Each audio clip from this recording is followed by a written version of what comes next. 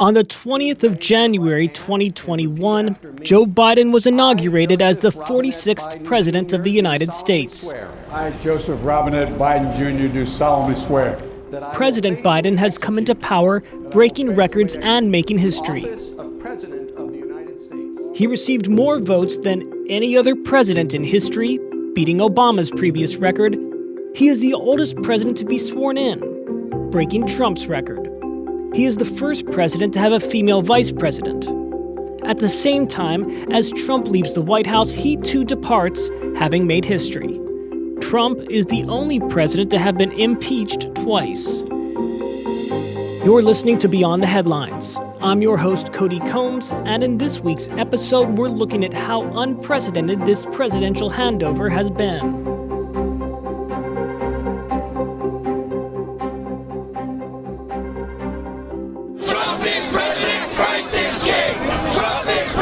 On January the 6th, 2021, rioters broke into the Capitol building by a mob of Donald Trump supporters, adamant that their votes were being stolen.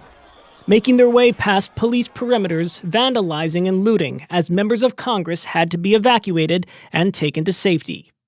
As the dust settled in Washington, those who lived in the Capitol were shocked. Pamela Lessard is a resident of the city.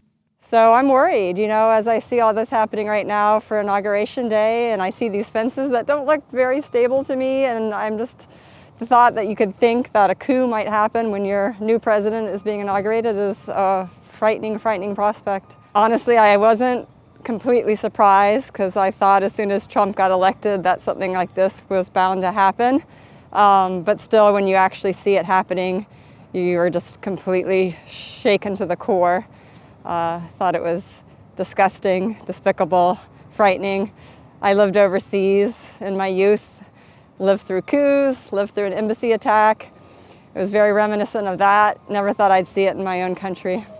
The shock of something like this happening on American soil was a reaction expressed often on social media in the following days.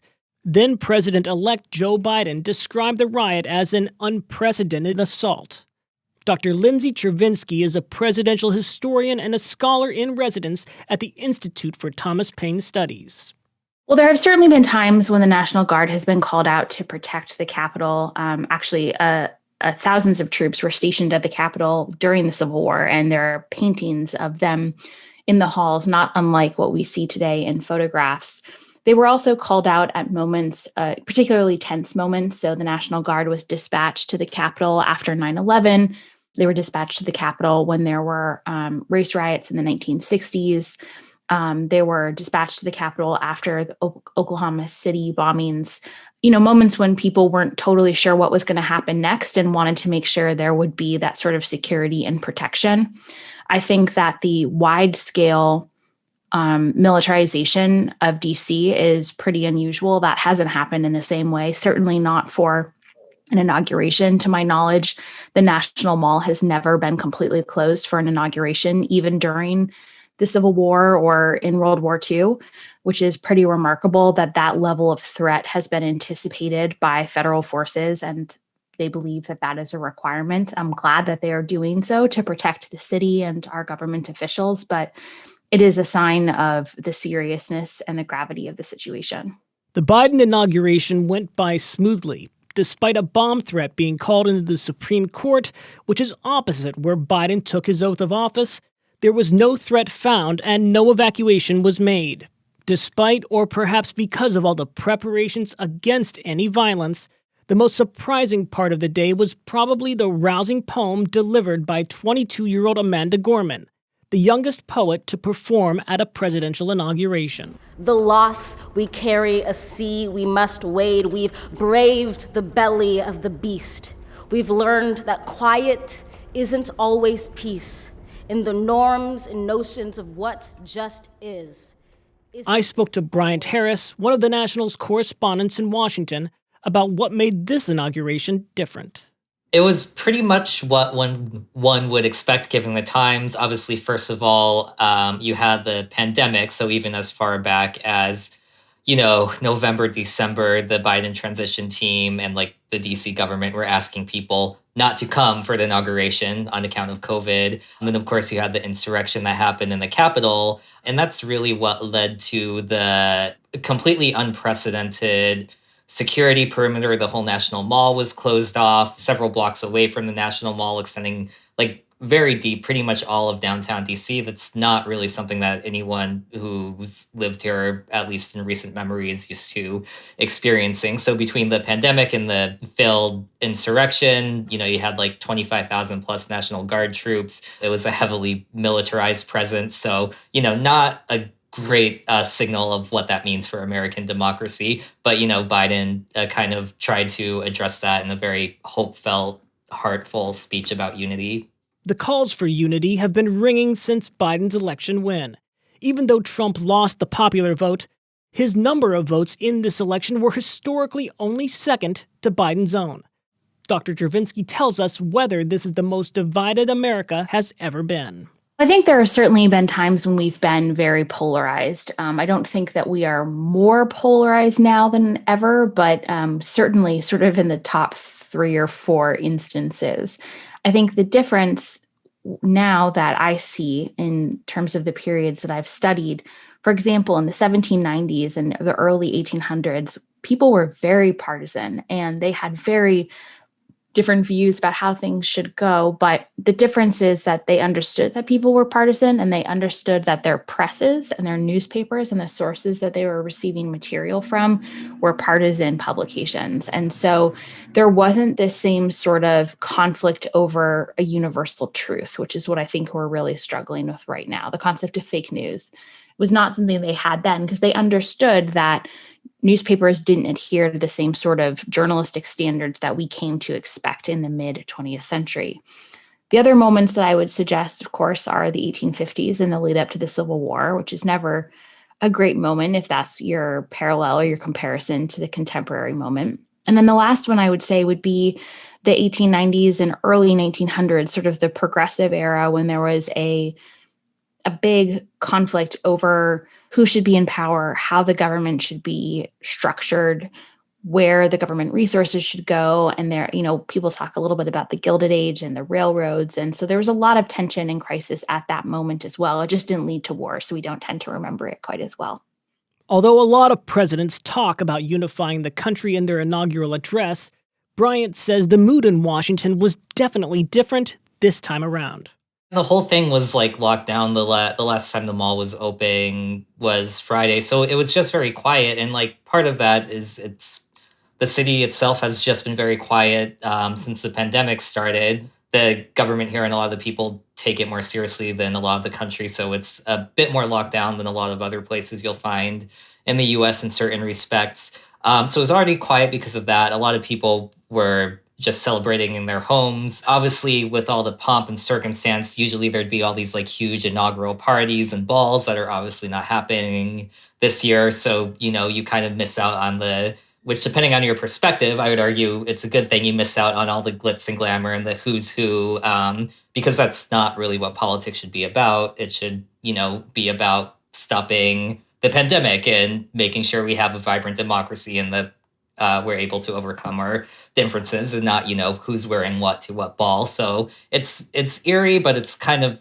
nice, a nice refresher in a certain way if you think about it. So it's interesting because, of course, he stressed that he wants to be a president for all Americans, not just like blue America for Republicans as well, of course. That is something I will say, if I'm remembering correctly, even Trump said that. So that's just kind of something every president has to say, but it felt more significant this year in the wake of it. You had people unhappy with the election results literally storm the Capitol in an attempt to undo it, allegedly at the incitement of President Trump. But the big difference, besides that I'll be a president for all Americans, Trump's speech focused heavily on what he called American carnage, and he said he would end the American carnage. Again, we are now in a pandemic. The transition of power has been heavily militarized at an unprecedented level in American democracy just because of all the paranoia about follow-up terrorist attacks or white nationalist attacks. I would say Biden tried to veer towards, completely expected more of an Obama-esque hopeful speech than Trump's, which was much more doom and gloom. Another thing that had been unusual is that Donald Trump did not attend the inauguration. With several rare exceptions, it is tradition for the sitting president to extend an invitation to the White House to their successor and to cooperate with discussion prior to the transition of power. But none of that happened. He never conceded the election results until after the failed insurrection, and even then kind of did. So I don't think anyone was seriously expecting him to attend. But I also think people were relieved. You had Mike Pence there instead. More establishment Republicans could probably relax more, wear their masks without fearing some sort of Twitter backlash from President Trump. So it was expected, but I don't think anyone who was actually at the inauguration was upset about it. Dr. Chervinsky puts this into a historical perspective. So much of it is unprecedented. He's, of course, the only president to be impeached twice and actually makes up half of the impeachments the country has had, which is pretty extraordinary. His behavior in terms of denying the election or the election results is completely unprecedented. No president has ever done so before. Some have been, very unhappy about the outcome, but they've never tried to overturn it or denied what the outcome was. A couple of presidents have elected not to attend the inauguration of their successors. John Adams was the first, although I think he should be forgiven because there wasn't really a precedent at that point, and it's easy to understand how maybe he might have thought his presence would have been a distraction. John Quincy Adams did not have that same excuse when he decided not to attend Andrew Jackson's inauguration. And Andrew Johnson, who did not attend the inauguration of Ulysses S. Grant, was just very grouchy about not being included. Other presidents haven't attended because of illness. But since Andrew Johnson, every president has attended if they are physically able to do so. And so while the law does not require Trump to be there, norm demands it. And it's frankly really unacceptable that he would think himself above that practice.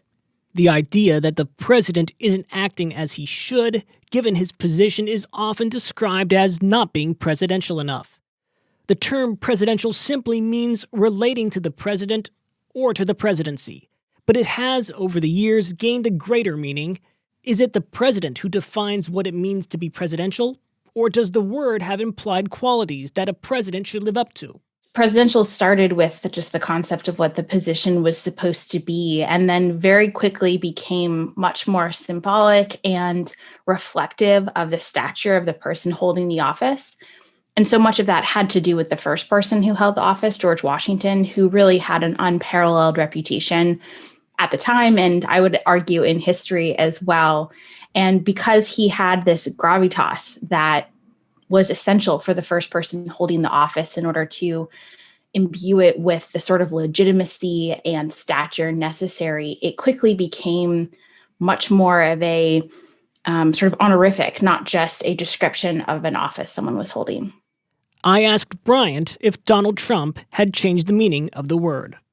I don't know if he's changed it permanently. I think there's a certain level of tact and decorum you're expected to display as president, even with your adversaries, that President Trump did not do, whereas even, very polemical or more on the right or left side of the spectrum politicians, like let's say Reagan or Carter, they would never stoop to giving their opponents derogatory nicknames. So, for now, that sort of thing has stopped. Trump wants to run again in 2024. So you have people vying for the Trump wing of the party, like Pompeo, possibly Ted Cruz, even if they kind of rally around those white identity politics for a potential 2024 run. You'd still expect them to conduct their policies in a more tactful and even competent way, which in some ways, given how extreme right American politics is going on the Republican side, that's not necessarily reassuring if you just focus on the term presidential, because sure, they can act presidential. They're still ultimately pandering to these elements that are rooted in conspiracy theories that cause people to storm the Capitol to try to overturn election results. As President Biden takes office, he has an America in front of him that is one of the most polarized in history. There is a lot spoken about a new president's first 100 days. It is an opportunity for the incoming president to set out his agenda. Biden and the Democrats have the Senate, the House of Representatives, and the White House. What prospects does this offer Biden to put his visions and policies in place? Part of the problem is, and this is a long-standing issue, he'll probably be relying more and more on executive orders because, yes, nominally Democrats do have control of Congress, but the problem is in the Senate, it's literally a 50-50 split with one Kamala Harris casting the deciding vote in her capacity as vice president. Presumably, you're not going to get a whole lot of Republican support for a lot of Biden's legislative agenda. That means you'll be relying on this narrow 51 vote majority, and you have Democrats in more purple states, more centrist Democrats, people maybe like Joe Manchin or Kyrsten Sinema, who might necessarily not be on board with everything and side with the Republicans a lot. Yeah, it's going to be very difficult to pursue major legislative reform that Democrats would probably like to see, especially because there's a 60-vote threshold with the filibuster in the Senate. So you're going to see a lot like Obama did. He'll be relying on executive actions a lot, I think. And it is actions that will truly define the Biden presidency and the future of the United States' place in the world. Will there be action on climate change? Will there be enough action to stop the fatal chaos caused by coronavirus? Again, the Democratic Party now has control over the House of Representatives, the Senate, and the White House. Outside Washington, however, the party and Biden face a very divided electorate. As Youth Poet Laureate Amanda Gorman stressed during the inauguration, the world isn't just looking to Biden, it's looking to the people of the United States. For while we have our eyes on the future, history has its eyes on us. For now, though, Step 1 has been completed. The peaceful, albeit very much altered, transition of power was achieved. The goals and challenges remain lofty, but experts say that first step, inauguration, should not be minimized. It is a very intentional choice that the president goes to the U.S. Capitol to take the oath of office. And it is almost a subservient choice in that the president is taking the oath of office at the people's house. And it is a stark reminder that a democracy is supposed to be government by the people for the people, and no one person is really above another. In theory, the president could have in the past taken the oath at the White House or at a different location. And so that choice of location is a really stark reminder that our government relies on having several branches. It relies on a Congress that does represent the American people. And it also reminds us what the government is supposed to be. So it's not just about taking the oath, it's about the whole sort of reminder of our government and the process and the promise of the potential of the future. Congratulations, Mr. President. You've been listening to Beyond the Headlines. I'm your host, Cody Combs. If you've enjoyed this episode, please do subscribe. And if you have time, we'd really appreciate a review. This episode was produced by Aisha Khan, Arthur Edison, Katarina Holtzapfel, and Erica L. Kershey.